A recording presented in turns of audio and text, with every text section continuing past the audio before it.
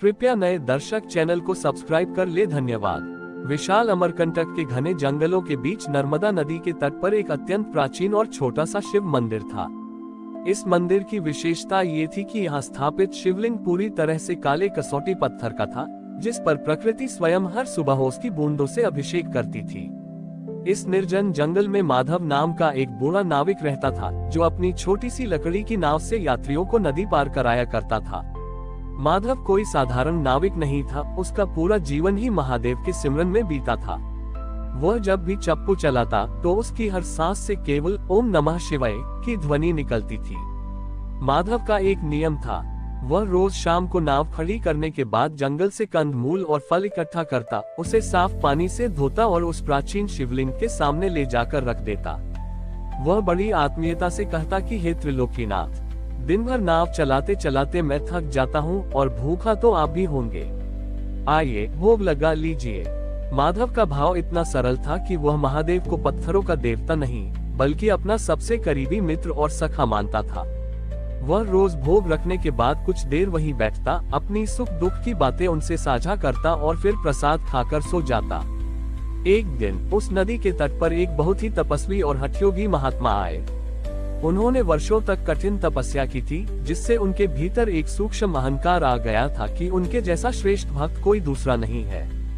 महात्मा जी ने उस प्राचीन मंदिर में अपना डेरा डाला और तय किया कि वे वहां 7 दिनों तक बिना अन्न जल ग्रहण किए एक विशेष तांत्रिक अनुष्ठान करेंगे। माधव रोज की तरह शाम को आया, उसने शिवलिंग के पास फल रखे और अपनी सहज भाषा में महादेव से बातें करने लगा। ये देखकर महात्मा जी को अत्यंत क्रोध आया।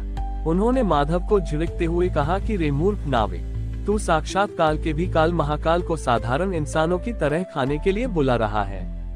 क्या तुझे ये भी नहीं पता कि देवताओं को मंत्रों द्वारा अदृश्य रूप में भोग लगाया जाता है, न कि इस तरह सीधे खाने को कहा जाता है।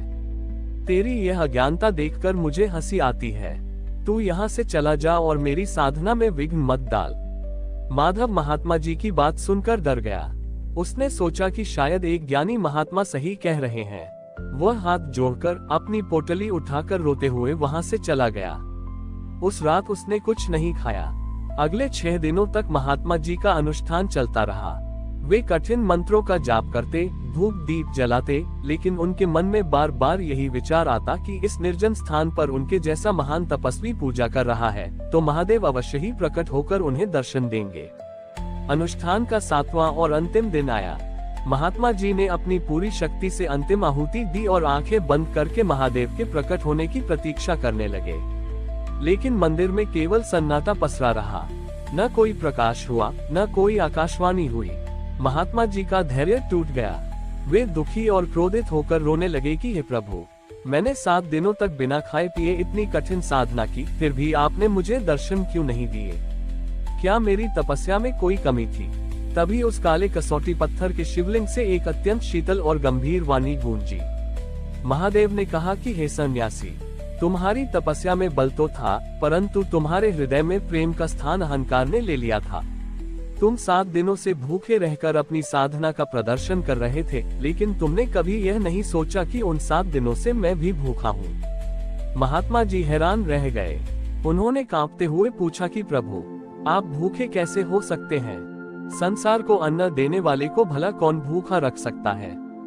महादेव ने अत्यंत करुणा भरे स्वर में कहा कि हर शाम मेरा वह नाविक मित्र माधव मेरे लिए प्रेम और अपनेपन की मिठास से भरे फल लेकर आता था। वह मुझे पत्थर नहीं, अपना सखा समझता था। मैं उसके मंत्रविहीन वचनों में छिपे अगाध प्रेम का भूखा था। तुमने अपनी विद्या के घमंड में आकर मेरे उस सीधे साधे मित्र को डांट कर भगा दिया और उसके साथ ही मेरा वह सच्चा भोग भी मुझसे छीन लिया। मैं तुम्हारी तपस्या के अहंकार से नहीं, बल्कि माधव के निष्कपट प्रेम के वश में हूँ। ये सुनते ही महात्मा जी की आंखें खुल गईं। उनका सारा तपोबल और अहंकार उस दिव्य वाणी के सामने पानी पानी हो गया। उन्हें समझ आ गया कि ईश्वर कठिन नियमों याहट से नहीं, बल्कि केवल और केवल सरल और निस्वार्थ प्रेम से ही रीझते हैं। महात्मा जी तुरंत मंदिर से बाहर निकले और दौड़ते हुए नदी के किनारे माधव की कुटिया की तरफ भागे।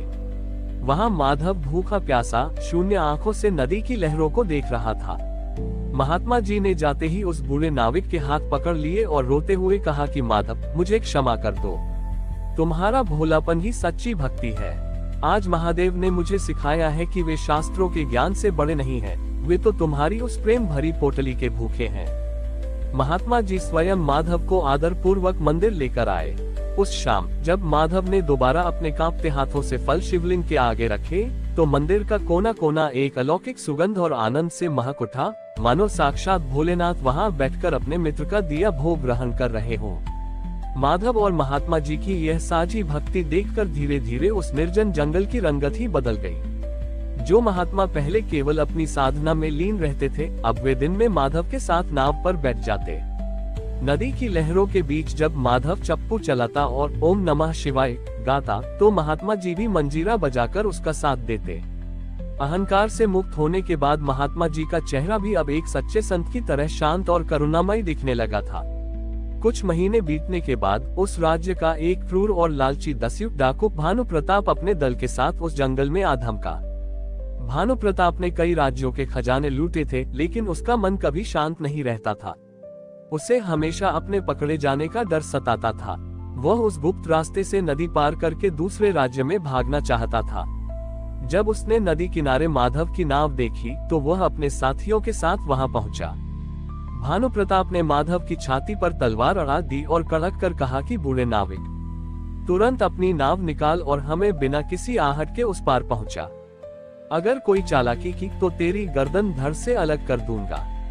माधव ने शांत भाव से उस डाकू की तरफ देखा। उसकी आंखों में कोई डर नहीं था। उसने हाथ जोड़कर कहा कि भाई, नाव तो आपकी ही है, बैठिए। मैं आपको पार पहुंचा दूंगा, लेकिन शाम ढलने वाली है और मेरे महादेव भूखे होंगे। मुझे बस 5 मिनट की मोहलत दे दो, मैं उनका भोग रखकर अभी आता हूँ। भानु प्रताप अट्टहास कर हंसा और बोला कि कैसा देव और कैसा भोग। इस दुनिया में केवल तलवार और धन ही सच है। चल। चुपचाप नाव आगे बढ़ा। लेकिन महात्मा जी ने आगे बढ़कर डाकू का रास्ता रोका और कहा कि राजन, धन और शक्ति का मत कुछ समय का होता है। इस बूढ़े भक्त की बात मान लो, महादेव का भोग लगाने में बाधा मत बनो। क्रोध में आकर भानु प्रताप ने महात्मा जी को धक्का दे दिया और खुद मंदिर के भीतर घुस गया। उसने देखा कि मंदिर में केवल एक साधारण सा काला शिवलिंग है और उसके आगे मिट्टी के बर्तन में कुछ जंगली फल रखे हैं। भानु प्रताप ने अपनी तलवार से उस मिट्टी के बर्तन को मारकर दूर फेंक दिया, जिससे सारे फल बिखर गए। उसने जोर से चिल्लाकर कहा कि अगर इस पत्थर में कोई जान है तो रोक कर दिखाए मुझे। जैसे ही उसने ये शब्द कहे, उस कसौटी पत्थर के शिवलिंग से एक भयानक और तेज गर्जना हुई। पूरा मंदिर और आसपास की धरती जोर जोर से हिलने लगी। नदी की लहरें उफान मारने लगीं। भानु प्रताप के साथी डरकर बाहर ही भाग खड़े हुए। भानु प्रताप ने देखा कि शिवलिंग से एक असीम संहारक तेज निकल रहा है और उसकी आंखों के सामने अंधेरा छाने लगा। उसे ऐसा लगा मानो साक्षात काल उसके सामने खड़ा हो। उसकी तलवार हाथ से छूटकर गिर गई और उसका पूरा शरीर पसीने से तर हो गया। वह डर के मारे जमीन पर गिर पड़ा। तभी माधव भागता हुआ अंदर आया। उसने बिखरे हुए फलों को देखा और फिर कांपते हुए डाकू को। माधव बिना डरे सीधे शिवलिंग के पास गया और उसने रोते हुए शिवलिंग को गले से लगा लिया। माधव ने अपनी तोतली और सरल भाषा में कहा कि हे भोले बाबा, शांत हो जाओ। ये तो अनजान बालक है, इसे नहीं पता कि आप कितने दयालु हो। इसने जो किया वो अपनी नासमझी में किया। आप इस पर क्रोध मत करो। गुस्सा करना है तो मुझ पर करो कि मैं आपका भोग समय पर नहीं बचा पाया। एक सच्चे भक्त की वह निस्वार्थ पुकार सुनते ही मंदिर का कंपन तुरंत थम गया। वह भयानक तेज एक अत्यंत शीतल प्रकाश में बदल गया। भानु प्रताप जो मौत के डर से कांप रहा था, उसने जब आंखें खोली तो देखा कि माधव उसे सहारा देकर उठा रहा था।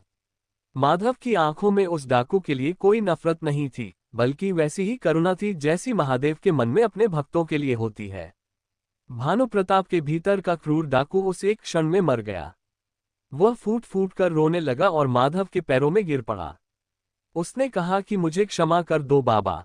मैंने जीवन भर लोगों को डराया, धन लूटा, लेकिन जो शांति और शक्ति मैंने आज इस टूटे हुए मंदिर में महसूस की है, वह कहीं नहीं मिली।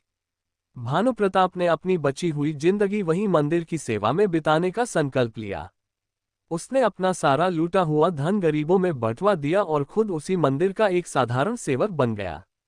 महादेव ने एक नाविक के प्रेम के जरिए एक पापी का उद्धार कर दिया और यह सिद्ध कर दिया कि शिव का न्याय दंड देना नहीं, बल्कि आत्मा का रूपांतरण करना है।